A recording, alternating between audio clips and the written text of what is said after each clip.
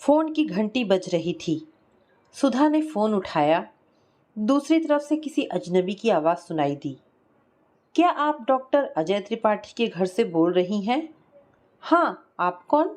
आप मुझे नहीं जानती। मेरा नाम विकास है। मैंने डॉक्टर अजय के मोबाइल में फीड इमरजेंसी नंबर पर कॉल किया है। उनका एक्सीडेंट हुआ है। मैंने उन्हें मेट्रो हॉस्पिटल में दाखिल करा दिया है। प्लीज़ आप जल्दी आ जाइए। एक्सीडेंट? वे ठीक तो है ना? अभी 1 घंटे पूर्व ही उन्होंने मुझसे बातें की थी, कहते हुए अनु के मन में घबराहट भर आई। आप मुझ पर विश्वास कीजिए, उनकी गाड़ी का एक्सीडेंट हुआ है। मैंने वहां उपस्थित कुछ आदमियों की सहायता से उन्हें गाड़ी से निकाला तथा तुरंत ही उन्हें अपनी गाड़ी से हॉस्पिटल लेकर आया।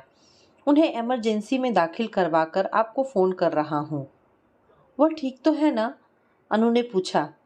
धैर्य रखिए, वह ठीक है। बस आप जल्दी आ जाइए। अभी आती हूँ।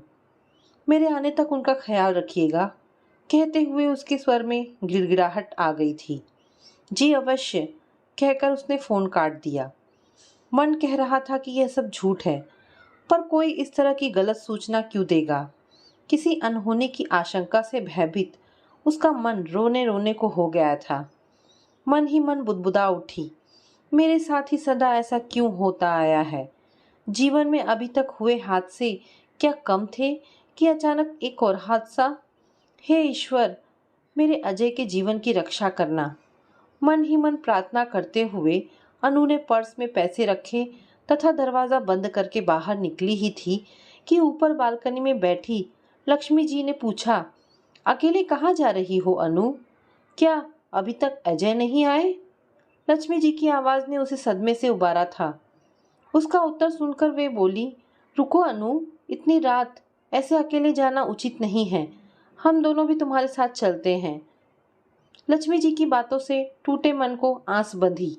लगा इस शहर में वह अकेली नहीं है, वरना अजय के अलावा भी कोई है जिन पर वह विश्वास कर सकती है। वास्तव में वह उसके लिए ममतामयी माँ जैसी ही थी। वह उसकी मकान मालकिन है। बच्चों के बाहर सेटल हो जाने के कारण उन्होंने मकान का एक हिस्सा किराए पर उठा रखा है। उन्होंने उसे कभी अकेलेपन का एहसास नहीं होने दिया। इसके पूर्व भी 1-2 बार अजय के हॉस्पिटल से लौटने में देरी होने पर उन्होंने उसके मन में बैठे अज्ञात भय से निजात दिलाई थी। आज भी उसकी मनस्थिति समझकर वह तुरंत उसके साथ चलने को तैयार हो गई। मनोहर जी ने अपनी गाड़ी निकाल ली। गाड़ी वह स्वयं चला रहे थे। वह लक्ष्मी जी के साथ पीछे बैठी थी। वह बार बार उसके कंधे पर हाथ फेरकर उसे धीरज बंधा रही थी। ना जाने कैसा होगा अजय, ना जाने उसे कितनी चोटें आई होंगी। बार बार मन में विचारों का सैलाब आकर उसे मथने लगा। आज तक जो कुछ उसके साथ घटता रहा है, वह सिर्फ हादसे थे या वास्तव में ही वह मनहूस है, जैसा कि उसे बार बार सुनने को मिलता रहा है। एक एक पल पहाड़ जैसा लग रहा था। गाड़ी की रफ्तार के साथ ही अचानक उसका अतीत बंद खिड़की की दरार से अड़ियल बच्चे की तरह दस्तक देने लगा। पैदा होते ही उसकी माँ चल बसी थी। इसी के साथ उस पर मनहूस होने का ठप्पा लग गया था। पापा माँ को बहुत प्यार करते थे, अतः वह उनकी जुदाई नहीं सह पाए। उन्होंने माँ की मौत का जिम्मेदार उसे ठहराया तथा कभी उसका मुंह न देखने का फैसला सुना दिया। दादा दादी ने उन्हें बहुत समझाया, पर वह अपने फैसले पर अडिग रहे तथा देश छोड़कर विदेश में जा बसे। उन्होंने कभी उसकी खोज खबर लेने की भी कोशिश नहीं की। उसे दादा दादी की गोद मिली जब वह 9 वर्ष की थी। तब वे दोनों एक दुर्घटना के शिकार हो गए, किंतु वह बच गई। उससे उसका आश्रय स्थल भी छिन गया था, पर वह दुनिया के कटु सत्यों को झेलने के लिए बची रह गई। पापा उस समय आए थे, नाना नानी थे नहीं। उसकी एकमात्र मौसी सुधा ने जब पापा से इस विषय में बात की तो उन्होंने उसकी जिम्मेदारी लेने से साफ मना करते हुए कहा, इस मनहूस के लिए उनके घर में कोई जगह नहीं है। अब तुम चाहे इसे अपने पास रखो या अनाथ आश्रम में डाल दो। पापा के शब्द उसके अंतःस्थल को चीरते चले गए थे। वो समझ नहीं पा रही थी कि कोई कैसे अपने ही खून से मुंह फेर सकता है। उन्होंने पत्नी को खोया था तो वह भी तो माँ की गोद से वंचित रह गई थी। सुधा मौसी उसे अपने साथ अपने घर ले आई, किंतु उसकी दुख भरी दास्ता को अभी भी विराम नहीं मिला। सुधा ने तो उसे स्वीकार कर लिया था, किंतु उनके बच्चे विवेक और शिखा स्थायी रूप से उसे अपने साथ रखने के अपनी माँ के प्रस्ताव को स्वीकार नहीं कर पाए। शिखा को जब उसके साथ कमरा शेयर करने के लिए कहा गया, तब वह यह कहते हुए बिदक उठी थी, मुझे अकेले पढ़ने की आदत है। यदि यह मेरे साथ रही तो मैं पढ़ नहीं पाऊंगी। वैसे ही मेरे कमरे में जगह नहीं है। अगर कभी गलती से वह उसकी या विवेक की किसी वस्तु को छू देती थी तो वह उसे पीट भी देते थे। रंजीत मौसा जी को भी उससे कोई विशेष हमदर्दी नहीं थी। वैसे भी वे उन लोगों में से थे जिन्हें पत्नी के मायके से मिले उपहार तो अच्छे लगते हैं, किंतु वहाँ की छोटी से छोटी जिम्मेदारी से बचना चाहते हैं। और फिर उसकी जिम्मेदारी मात्र कुछ दिनों की ही नहीं थी, वरना जिंदगी भर की थी, जिससे निभाना सहज नहीं था। अतः वह भी सुधा से नाराज थे। उसने एक बार मौसा जी को मौसी से कहते सुना था, जब इसके पिता ने ही इसकी जिम्मेदारी उठाने से मना कर दिया, तब तुम्हें ही क्या पड़ी थी इसका बोझ उठाने की। हम कोई धन्ना सेठ तो है नहीं। मेरी कमाई से घर चलाना और अपने बच्चों को पालना ही मुश्किल हो रहा है, अब इसका बोझ और। रंजीत मौसा जी को वितृष्णा से कहे वचनों को सुनकर सुधा चुप रह गई थी। लेकिन अनु उस दिन तकिए में मुंह छिपाकर खूब रोई थी। वो सचमुच मनहूस ही तो थी, तभी तो उसे माँ पापा का सुख नहीं मिला।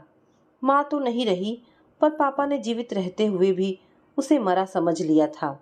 दादा दादी की आश्रय स्थली भी उससे छिन गई, और अब जब सुधा मौसी ने थोड़ी सी खुशियाँ उसकी खाली झोली में डालनी चाहिए, तो उनकी अपनी खुशियों में ग्रहण लगने लगा है, जिसकी जिम्मेदार वह स्वयं है। इसका उसे एहसास हो चला था, किंतु वह कर भी क्या सकती थी। अपने एकमात्र आश्रय स्थल को छोड़कर वह जाती भी तो जाती कहाँ। विवेक और शिखा जहाँ शहर के प्रतिष्ठित स्कूल में पढ़ते थे, वहीं मौसा जी ने उसका सरकारी स्कूल में दाखिला करवा दिया। उसके कपड़ों और किताबों का खर्च निकालने के लिए मौसा जी के निर्देशानुसार घर में काम करने वाली नौकरानी को हटा दिया गया। घर का सारा काम उसके और सुधा मौसी के जिम्मे आ गया। सुबह वह जल्दी उठकर मौसी का हाथ बटाने की चेष्टा करती तथा बाकी काम लौटने के बाद करती, जबकि विवेक और शिखा अपने हाथों से पानी भी नहीं पीते थे। अपने एक एक काम के लिए उसे तंग करना उनकी आदत बनती जा रही थी। मौसी की आंखों में उसने अपने लिए दर्द महसूस किया था, लेकिन वह भी अपने पति और बच्चों के सम्मुख विवश थी। हायर सेकेंडरी करने के पश्चात उसने डीएड की ट्रेनिंग लेकर एक स्कूल में नौकरी कर ली थी तथा साथ ही साथ अपनी पढ़ाई भी जारी रखी। स्कूल घर से दूर था। आने जाने में समय तथा पैसा बर्बाद होने की बात कर उसने स्कूल के पास ही एक कमरा किराए पर लेकर रहने की पेशकश की तो किसी ने भी मना नहीं किया। मन पर पत्थर रखकर जब वह विदा हो रही थी, तब सुधा मौसी ने उससे धीरे से बुदबुदाते हुए कहा था, बेटी, मैं विवश हूँ, मुझे सदा तेरी चिंता रहेगी। कभी कभी आकर मिल जाया करना। मैंने तेरा परिश्रम और विश्वास देखा है। किसी पर निर्भर रहने की बजाय स्वयं पर विश्वास करना सीख। अपराजिता बन बेटी, अपराजिता बन। तभी तू इस बेदर्द जमाने से टक्कर ले पाएगी। मौसी की बात सुनकर उसकी आंखों में आंसू भर आए थे। यह सच है कि मौसी के अतिरिक्त किसी ने उसे इस घर में कभी अपना नहीं समझा है, किंतु उसका तो यही घर है, चाहे जैसा भी है। कुछ दिनों तक वह प्रत्येक इतवार को यह सोचकर जाती कि दूर होने से शायद उनके संबंध सहज हो जाए, शायद उसे उसके अपने मिल जाए। किंतु मौसी के अतिरिक्त जब भी किसी को उसकी उपस्थिति पसंद नहीं है, इसका एहसास होते ही धीरे धीरे उसने वहां जाना कम कर दिया। समय के साथ उसने एमए एमएड कर लिया। उसे कॉलेज में प्रोफेसर के पद पर नियुक्ति मिल गई। जीवन चल निकला था। धीरे धीरे विवेक और शिखा के विवाह हो गए। शिखा ससुराल चली गई तथा विवेक को अपनी नौकरी के सिलसिले में बाहर जाना पड़ गया। बच्चों के चले जाने के कारण सुधा मौसी अकेली पड़ गई थी। अब वह अक्सर घर आने लगी थी। मौसा जी का व्यवहार भी अब उसके प्रति कुछ नरम हो चला था। वे दोनों अक्सर उससे विवाह करने का आग्रह करते। सुधा मौसी ने तो एक दो जगह बात भी चलाई, किंतु पता नहीं क्यों वह मन से विवाह के लिए स्वयं को तैयार ही नहीं कर पा रही थी। उसकी मनसा जानकर भी वे भी शांत हो गए।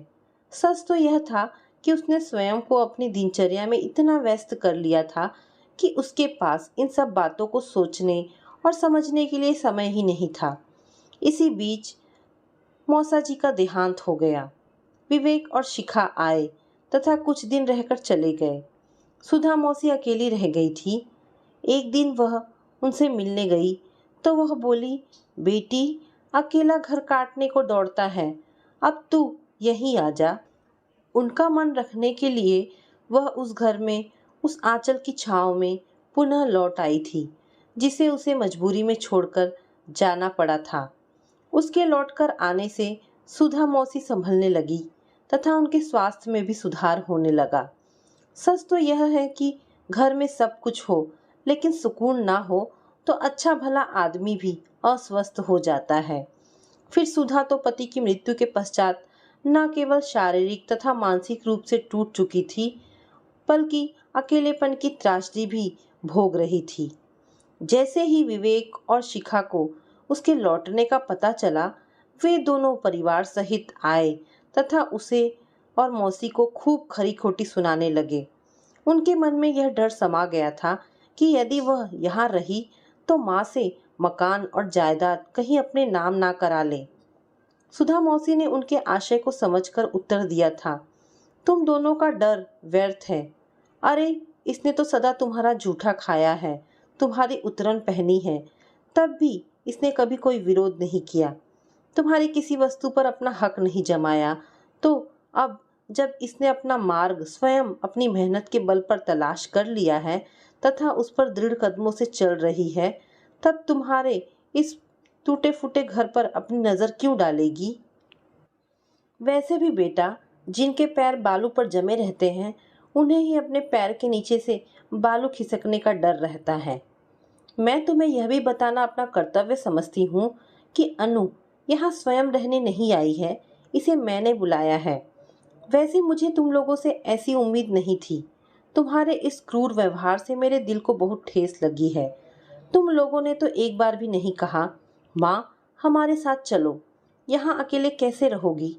शायद तुम दोनों को अपनी आज़ादी ज़्यादा प्यारी है। आज तुम्हारा व्यवहार देखकर मुझे यह कहने में जरा भी संकोच नहीं है कि मैं तुम लोगों की बजाय इसे अपने ज़्यादा नज़दीक पाती हूँ।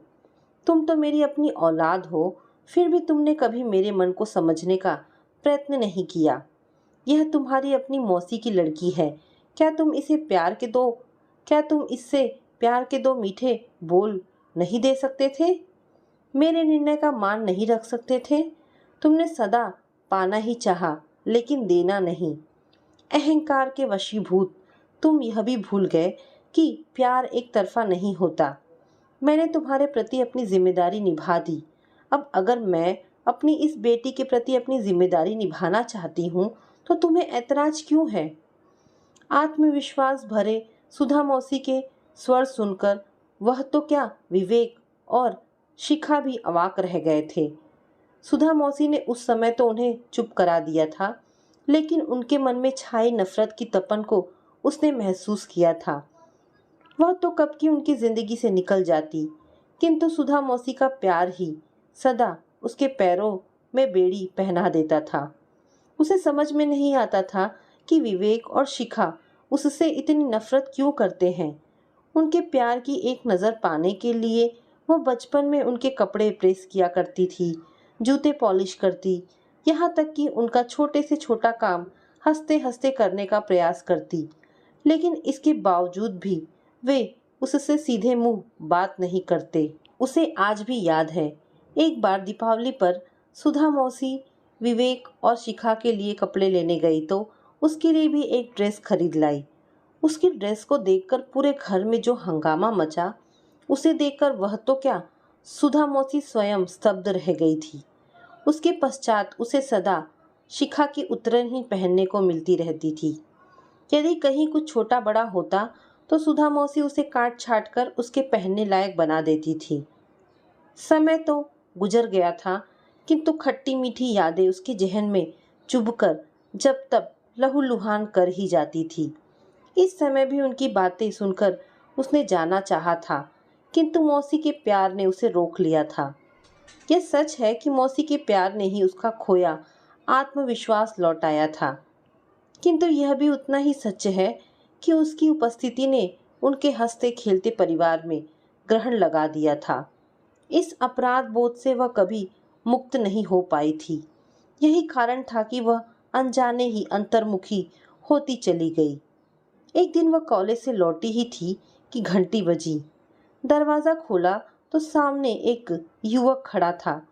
पता नहीं उसमें ऐसा क्या था कि वह उसे देखती ही रह गई। इतनी देर में सुधा मौसी भी कमरे से बाहर निकल आई तथा पूछ बैठी, कौन है अनु? अरे बेटा तुम, आओ आओ। अनु, यह अजय है, पिछले हफ्ते ही यहाँ आया है, सामने वाले फ्लैट में रहता है। यह मेरी बचपन की सहेली साधना का लड़का है, सरकारी हॉस्पिटल में डॉक्टर है, हाल में ही यहाँ पोस्टिंग हुई है। सुधा ने उसे देखकर अंदर बिठाते हुए उससे उसका परिचय करवाया था। अजय के व्यक्तित्व में ना जाने ऐसा क्या था कि वह अनायास ही उसकी ओर आकृष्ट होती चली गई। उसकी एक ही नज़र ने उसके अंदर की स्त्री को जीवित कर दिया था। उसकी एक झलक पाने के लिए वह घंटों बालकनी में दूसरे दिन का लेक्चर तैयार करने के बहाने बैठी रहती। साज श्रृंगार से उसे सदा नफरत थी। उसका मानना था कि दूसरों को आकर्षित करने के लिए लोग व्यर्थ ही इतनी लीपापोती करते हैं, किंतु इधर कुछ दिनों से उसमें तथा उसके विचारों में परिवर्तन आ गया था। घंटों शीशे के सामने खड़े होकर स्वयं को विभिन्न दृष्टिकोणों से निहारने में उसे अद्वितीय आनंद की प्राप्ति होने लगी थी। कभी कभी हल्की सी लिपस्टिक या छोटी सी बिंदी भी लगा लेती थी। उसके व्यवहार में आया परिवर्तन सुधा मौसी से छिपा नहीं रहा। एक दिन वह पूछ ही बैठी, क्या बात है अनु, कहीं किसी से प्यार तो नहीं हो गया? अगर हो गया हो तो बतला दे, अब तो डोली उठी जानी चाहिए। नहीं मौसी, कहकर उसने बात टालनी चाहिए, किंतु सच तो यह था कि उसका मन भी प्यार के हिंडोले में उड़ान भरने को आतुर हो उठा था।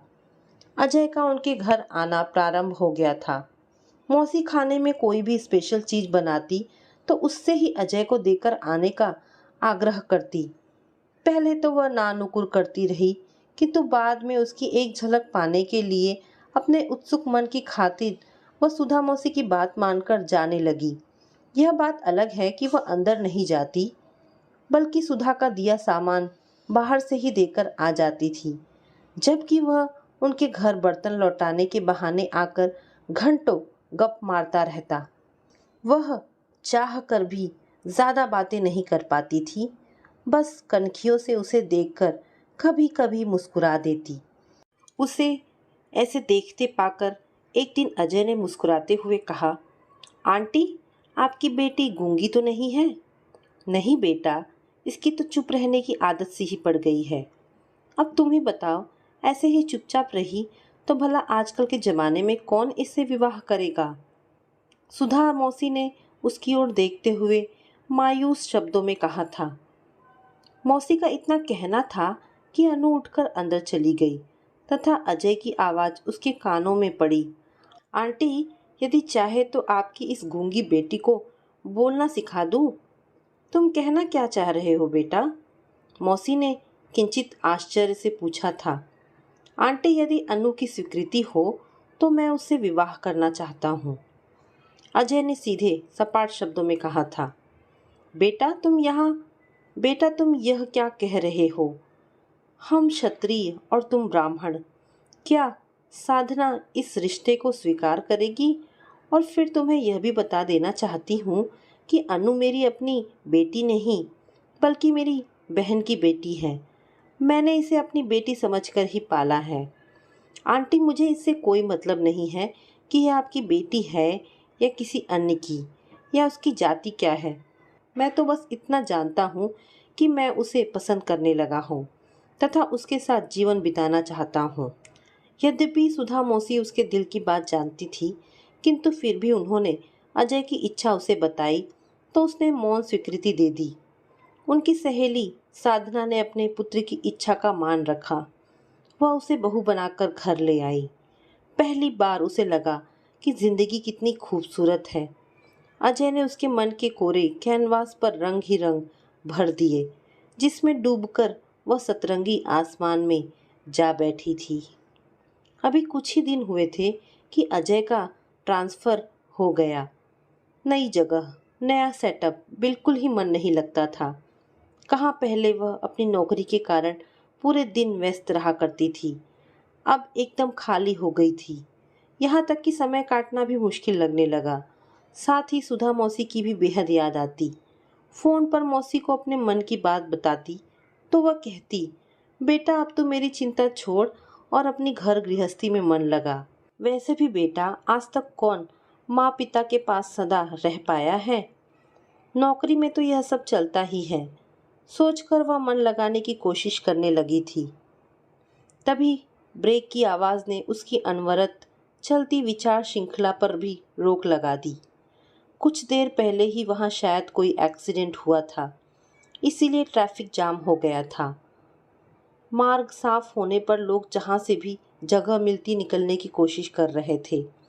लोगों की बेसब्री देख उसे लगा, सच चाहे कुछ भी हो जाए, जीवन चलता ही रहता है। किसी को किसी की परवाह नहीं रहती। जिस पर बीतती है वही सब कुछ झेलने और सहने के लिए रह जाता है। अचानक दिल का दर्द चेहरे पर उतर आया था। घबराहट और पसीने में लगभग नहाई अनु ने विचलित स्वर में पूछा, हॉस्पिटल अभी कितनी दूर है? बस पहुंचने ही वाले हैं, मनोहर जी ने उत्तर दिया। उसकी स्थिति देखकर लक्ष्मी जी उसका हाथ अपने हाथ में लेकर उसे ढांढस बंधाने लगी। हॉस्पिटल पहुंचकर रिसेप्शन पर पूछ ही रहे थे कि वह आदमी जिसने फ़ोन किया था आ गया। उसने बताया कि डॉक्टर अजय अभी ऑपरेशन थिएटर में हैं। उनकी शर्ट पर लगे बैज पर डॉक्टर लिखा देखकर तुरंत उनका इलाज शुरू हो गया। उनके शरीर से बहते खून को देखकर डॉक्टरों ने तुरंत ऑपरेशन की बात कही और तुरंत ही ऑपरेशन के लिए ले गए। वह आदमी उस समय उसे देवदूत जैसा लगा, जिसने अजय को समय पर हॉस्पिटल पहुंचाकर मदद की थी। किंतु वह उसकी बात सुनकर अपना होश खोने लगी। लक्ष्मी जी ने किसी तरह उसे संभाला। कुछ संभलने पर उसने कृतज्ञता व्यक्त करते हुए धन्यवाद दिया तो उसने नम्र स्वर में कहा, इसमें धन्यवाद की क्या बात है, यह तो मेरा कर्तव्य था। आखिर इंसान ही तो इंसान के काम आता है। ऑपरेशन थिएटर से सिस्टर के बाहर आते ही मनोहर जी ने उससे बातें की तो उसने कहा, अभी ऑपरेशन चल रहा है, 2 बोतल खून की आवश्यकता है। मरीज का ब्लड ग्रुप बी पॉजिटिव है, आप तुरंत इंतज़ाम करें। स्टाफ ने बताया कि खून ब्लड बैंक से मिल जाएगा, किंतु डोनर का इंतज़ाम करना होगा, क्योंकि आपको 2 बोतल खून चाहिए तो 2 डोनर भी होने चाहिए। विकास और अनु खून देने के लिए तैयार हो गए। उनके ब्लड देते ही ब्लड बैंक से 2 बोतल खून लेकर ऑपरेशन थिएटर में पहुंचा दी गई। तब तक हॉस्पिटल में भी अजय के एक्सीडेंट की खबर पहुंच चुकी थी। सीएमओ तथा सीएमएस भी आ गए।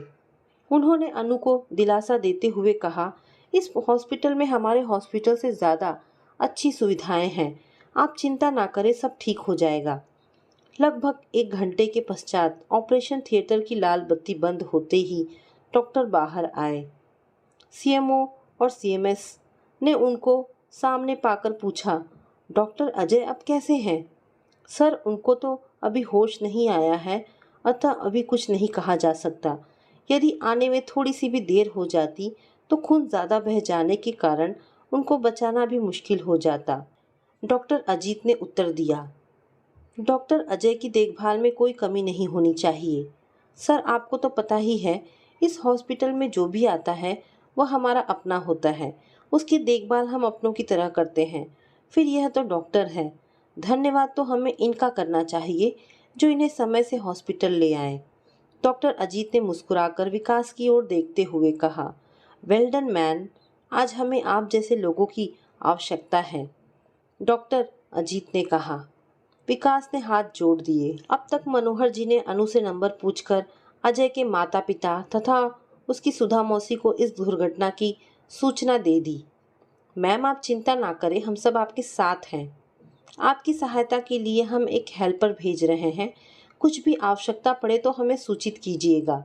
डॉक्टर अजीत ने अनु की ओर देखते हुए कहा, मैम अब मैं भी चलूं? घर में सब इंतज़ार कर रहे होंगे। अगर आवश्यकता हो तो मुझे फ़ोन कर दीजिएगा। मेरा नंबर वही है जिससे मैंने आपको फ़ोन किया था। विकास ने उससे इजाज़त मांगते हुए कहा। सबके जाने के पश्चात मनोहर जी अनु के खाने के लिए कुछ सामान ले आए।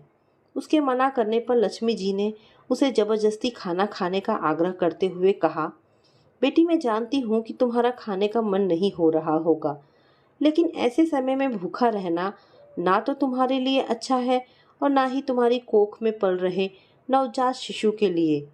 चिंता मत कर बेटी, अजय ठीक हो जाएगा, भगवान उसकी रक्षा करेंगी। अब तक अजय को आईसीयू में शिफ्ट कर दिया गया था। डॉक्टर होने के कारण उसकी विशेष देखभाल भी हो रही थी, किंतु हॉस्पिटल के नियमानुसार आईसीयू में किसी को रहने की इजाज़त नहीं थी। अतः लक्ष्मी जी ने उससे घर चलने के लिए कहा, किंतु वह अजय को ऐसी स्थिति में अकेला छोड़कर कैसे जा सकती थी। अंततः वे दोनों उससे यह कहकर चले गए कि अगर कुछ भी आवश्यकता हो तो हमें फ़ोन कर देना, हम तुरंत आ जाएंगे। डॉक्टर के परमिशन से वह अजय को आईसीयू में देखने गई। अजय को नलियों से जकड़ा देखकर चिंता से नसों में तनाव होने लगा था। सासू माँ के शब्द याद आए, बहू अपनी धरोहर तुझे सौंप रही हूँ, आशा है अपनी जान से ज़्यादा तू इसकी परवाह करेगी। किंतु वह अपना वचन कहाँ पूरा कर पाई। अजय के पूरे शरीर को पट्टियों में जकड़ा देखकर आंखों से आंसू रुकने का नाम ही नहीं ले रहे थे, किंतु कोई पोंछने वाला नहीं था। जो अजय उसकी माथे पर आई पसीने की एक बूंद देखकर भी परेशान हो उठता था, वही आज उसकी स्थिति से बेखबर विवश पड़ा है। अभी कुछ नहीं कहा जा सकता। डॉक्टर के कहे शब्द उसे मन ही मन मथे जा रहे थे। कल जब उसके सास ससुर आएंगे तब वह कैसे उनका सामना करेगी। बार बार मन से एक ही आवाज़ निकल रही थी, हे ईश्वर, तुम मुझे किस जुर्म की सज़ा दे रहे हो। चाहे तो मेरी जान ले लो, लेकिन मेरे अजय की जान बख्श दो। वे ही मेरी आत्मा, मेरा जीवन है। इन्होंने ही मुझे जीवन के अंधकूप से बाहर निकाला है। क्या तुम फिर मुझे उसी अंधेरे कुएं में ढकेलना चाहते हो? अजय के बिना मैं कैसे जिंदा रह पाऊंगी?